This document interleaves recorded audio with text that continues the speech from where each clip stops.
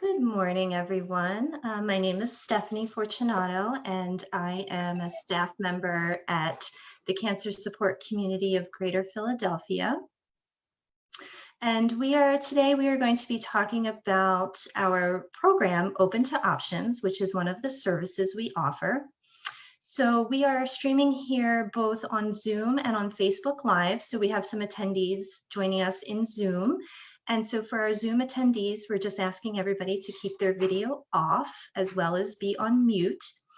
If you're on Zoom and you have any questions, we just had some new people join us. If you have any questions, you can put them in the chat box, and I will be checking that throughout the presentation. If you're joining us on Facebook Live, you can go ahead and put your comments in the comments section. And one of our wonderful interns is monitoring our comments on Facebook and will be able to send them to me throughout the presentation. We will try to get to everybody's questions. If we do not get to your questions, I will be sure to reach out to you, or you can email me. I have my email address at the end of this presentation. So one way or another, we'll get your questions answered. So I'm going to go ahead and get started. So we're talking about Open to Options. This is a program that we offer at Cancer Support Community Greater Philadelphia. Some of our staff members are trained in this program. And so we're going to talk a little bit about what it is, how it can be helpful, and a little bit about how it can support your decision-making in treatment. Let's see if I can actually move this slide ahead. Here we go. Okay, what is Open to Options? Open to Options is actually an evidence-based approach to treatment decision support. So if you are at your doctor's, you've received a diagnosis, and your doctor says that you can have 3 different treatment options. There are 3 paths that you can take to your treatment. Your doctor may be amazing at explaining what these options are, but you've also just received a diagnosis. You are overwhelmed, you're stressed, you're afraid. How much of that information are you actually taking in during that appointment? So Open to Options is a wonderful tool that can help you organize your questions and talk about how best to communicate your concerns and goals with your healthcare provider. This enables you then to mutually decide on a plan that suits your individual needs. So the idea being, at the end of this session with one of our staff members, you will leave with a list of prioritized questions and concerns, which you can actually either take with you to your doctor's appointment or to the surgeon, or you can send it to your doctor or surgeon or nurse ahead of your appointment, is the other great thing that you can do with this. So we can meet with you either in person, well, not right now, but by the telephone. We can certainly set this up by phone or Zoom, by video. And we would go through a structured list of questions, and then you will generate a list of questions based on your current situation, your own understanding of your diagnosis and treatment options, and your goals for treatment based on your priorities, values, and goals for your life. This is the really important part of this program, is that it focuses on what do you understand or not understand about your diagnosis. The end goal being that your doctor or your surgeon will then get an understanding of what maybe they need to explain better to you. Maybe they need to spend more time explaining a certain treatment option or more about what your diagnosis means.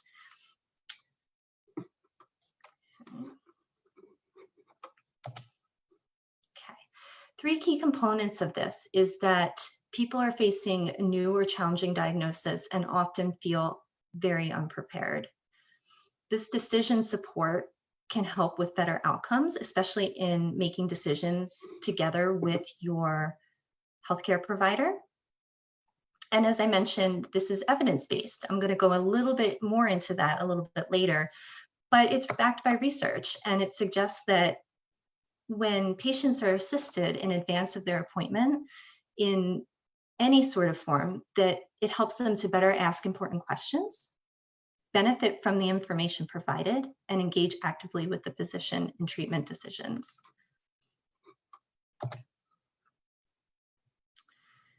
So I mentioned earlier that there is so much overwhelm and stress and fear that you might not know what questions to ask your doctor. Maybe you're going into the appointment and maybe you have some written down, or you have it in your head that you want to ask certain things, but in the midst of talking to your doctor, sometimes the doctor has limited time. Sometimes you feel that you don't want to bother the doctor. There's so many different dynamics that are affecting your ability and the doctor's ability for you both to communicate. That paired along with today, the growing complexity and wide variety of treatment options, there tend to be more choices. Not always, not for every cancer, but there tend to be more choices as medicine is advancing. There are knowledge gaps between the patient and the doctor, of course. And as I said many times, stress and anxiety leads to feeling very overwhelmed. We think about when we're stressed and overwhelmed, we don't function as well as when we're grounded. We wouldn't ask the same questions as when we're feeling grounded. Open to options contributes to what we're talking about here is shared decision making, and it's also referred to as informed decision making.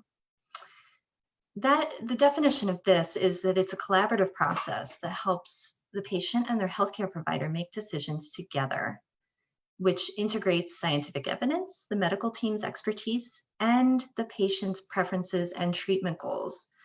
These are all very important, that these all intersect together in you becoming a collaborator with your physician, not just you being told you have these decisions, you need to pick one. There's going to be a higher level of collaboration with your physician. And, I keep talking about this customized question list. I'm going to break that down a little bit more. But these questions are in your own voice based on your situation. So when we're meeting together, as an example, I'm meeting with you and we're discussing what questions you would like to ask. These questions are being generated in your own words. I'm not putting my words in your mouth. I'm not saying, oh, do you mean radiation? Do you mean chemotherapy? Because one, I'm not a medical expert. And two, one of the benefits of this is that it says to your doctor what you understand or not understand about your treatment and your diagnosis and what they need to maybe explain better to you. So this being in your words is extremely important.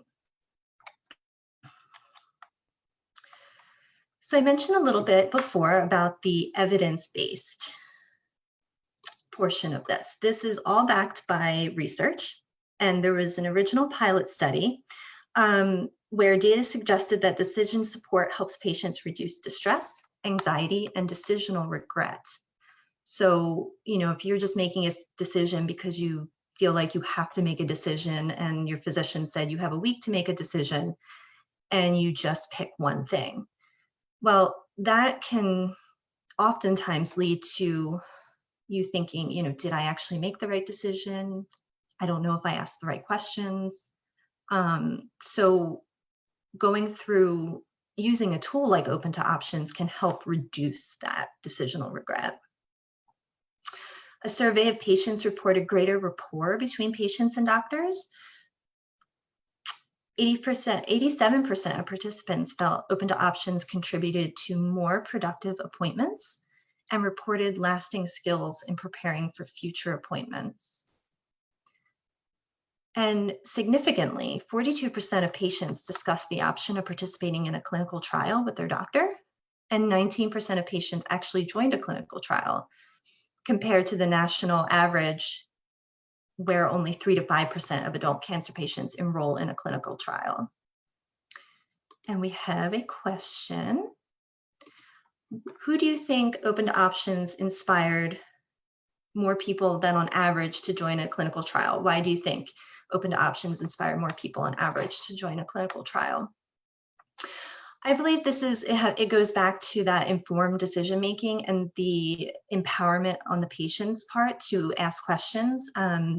We hear from our members or patients that, maybe the doctor didn't explain or bring up a clinical trial, or on the other end, maybe the patient doesn't know that clinical trials could exist for their specific diagnosis.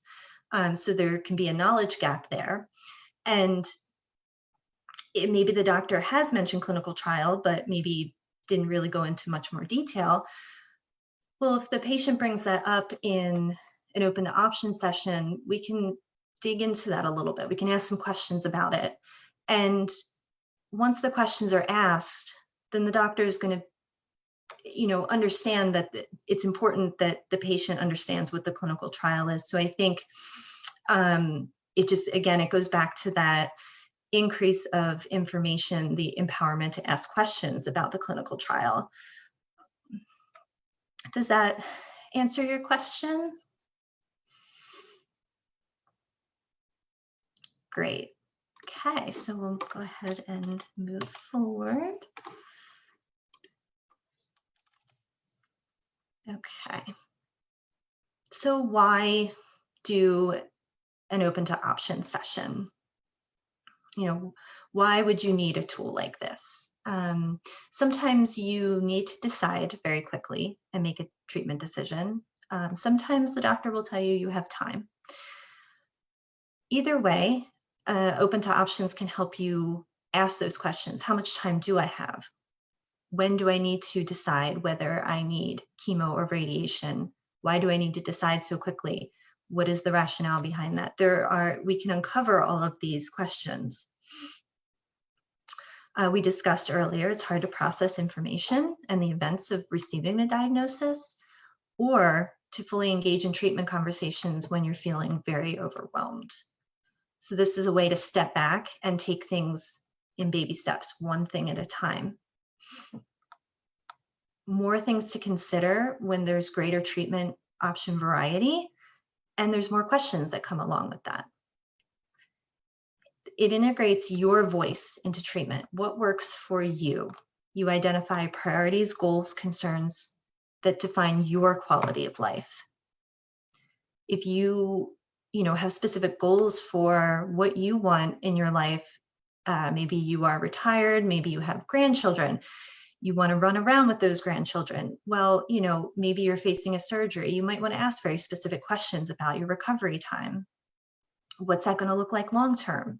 So again, we break down into all of these things so that the questions you end up asking match up with your goals and priorities for your life. And research shows the link between good communication and with doctors leads to good outcomes. And this can establish a different level of communication that can last through your treatment. Once you're comfortable engaging with your physician in this way, it becomes a new rapport between you and your physician.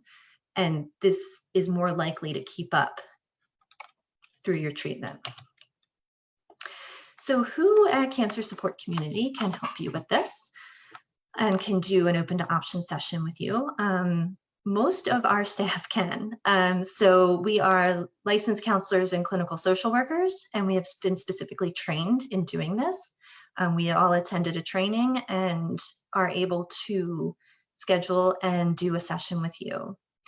For anybody who is not a member of Cancer Support Community Greater Philadelphia, and maybe somebody in a different state, we do have a Cancer Support Community National Helpline, and you can call this number 1-888-793-9355 to speak to a helpline counselor and find the closest open to option program near you. So they can help you find the closest Cancer Support Community affiliate in your state that may have a staff member who can do open to options with you. So like I mentioned earlier, we can schedule appointments with you over the phone, or we can do them on Zoom.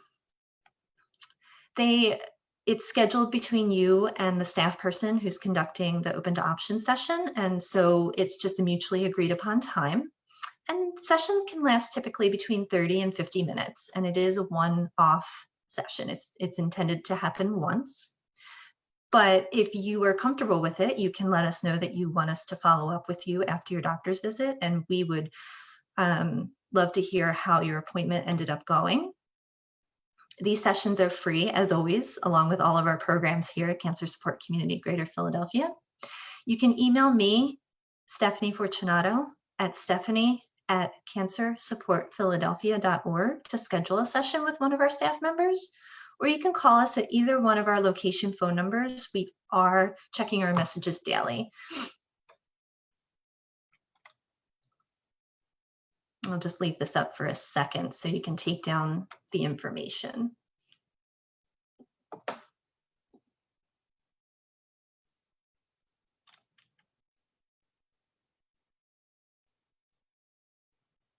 Okay, and if you don't get that, we can put that up on our Facebook page as well. We'll get it to you. Okay. Some feedback that we hear, we do have a feedback form after we do our open to option session, and it's very important. It's a very short little survey. It's very important that we hear how this went for you.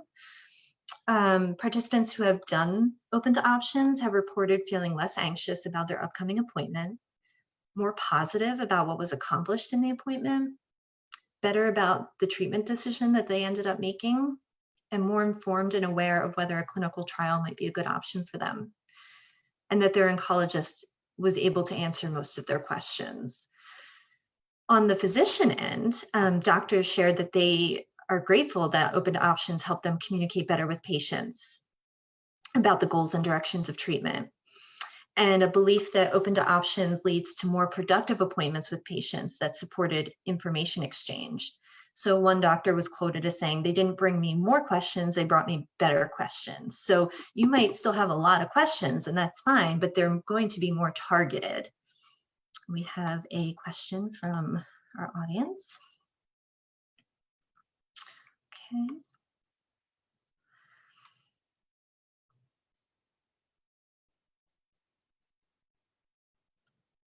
So the optimal timing, we have a question asking about the optimal timing. A good time to have this session, it can be at any time, whether you've had an initial diagnosis, or we could even do a different session maybe at initial diagnosis when you have treatment options to consider. It would be best when you have information about your tests. So that's something that we can kind of determine together privately. We can have a further discussion. If you're unsure about the timing, we can discuss that, either over the phone before we schedule a session to get more information. And then there's always the possibility that we could do, separate sessions based on the different timing of diagnosis and tests. So what I would say, my bottom line answer is just, we could always have an initial phone conversation about what might be best. So I hope that answered your question, and feel free to reach out to me, and we can certainly discuss that. Great. Okay.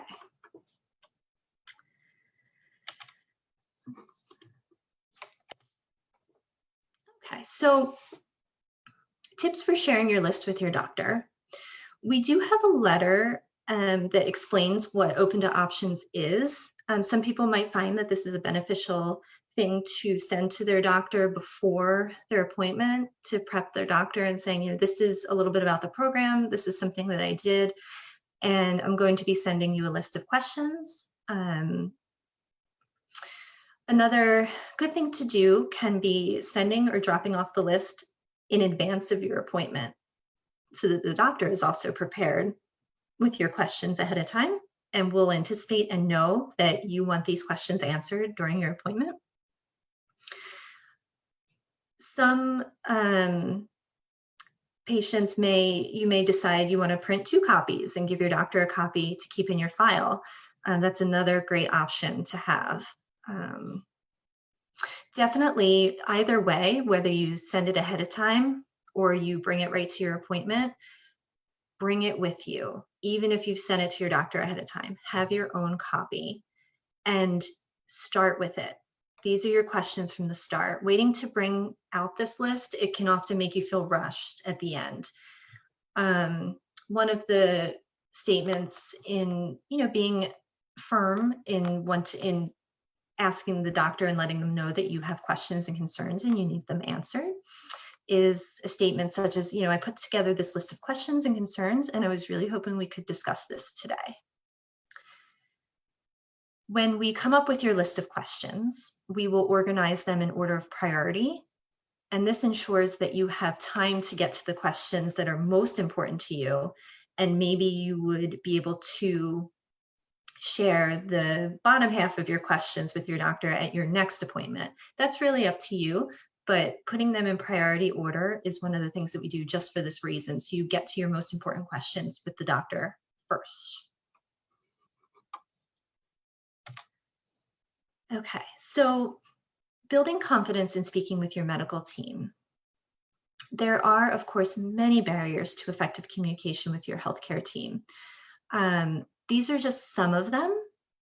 On the side of the patient, there could be shame and discomfort, fear and anxiety, stress, language proficiency, and education level.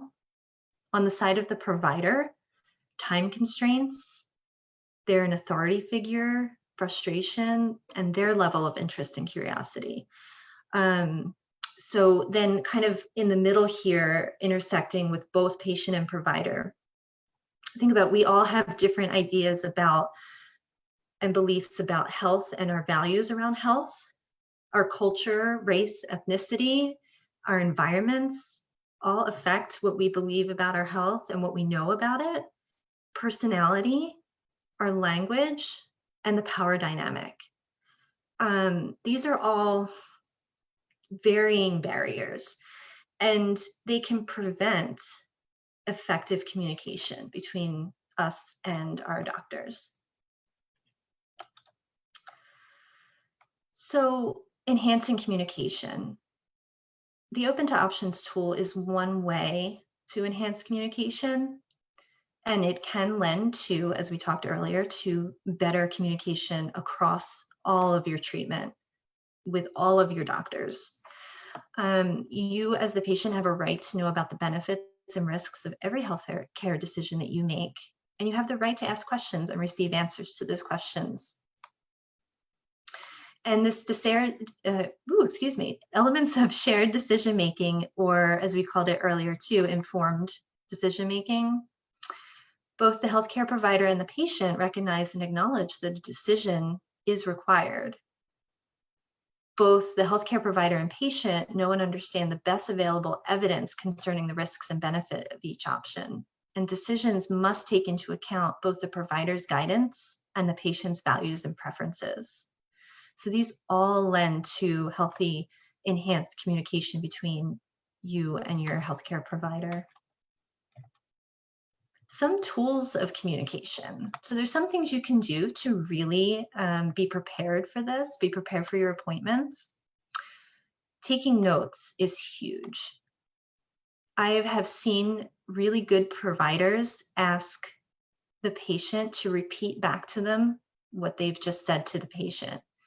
And this provider used it as a way of, okay, what the patient's repeating back to me is what I've said to them, or it's not what I've said to them, and I need to spend a little bit more time because there's something that we are missing. There's something getting lost in translation here.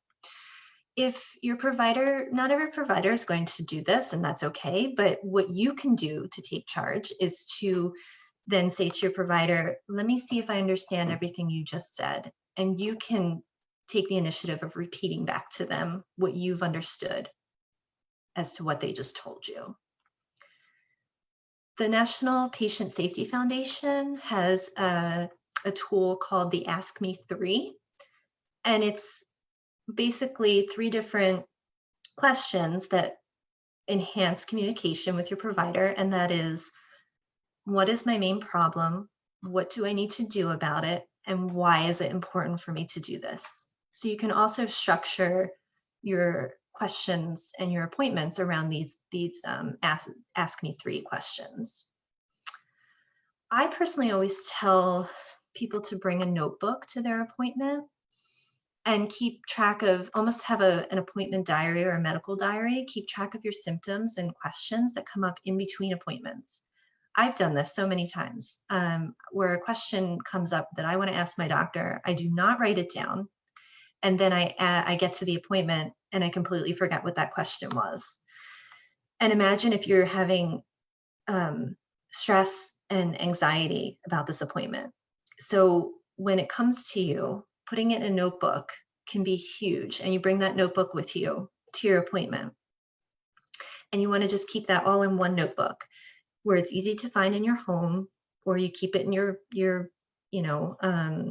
purse or your car, whatever, when you're ready to go to your appointment, put it in, a place that you're going to take it with you the next morning.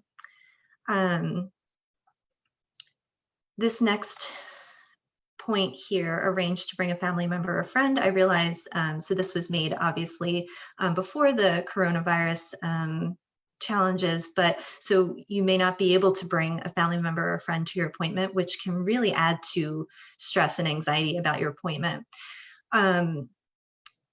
So what you could do is you could either, if you really want somebody in, for it to feel like you have somebody in your appointment with you, you can have them on the phone with you during the appointment. Or if you are tech savvy and you use FaceTime or any other video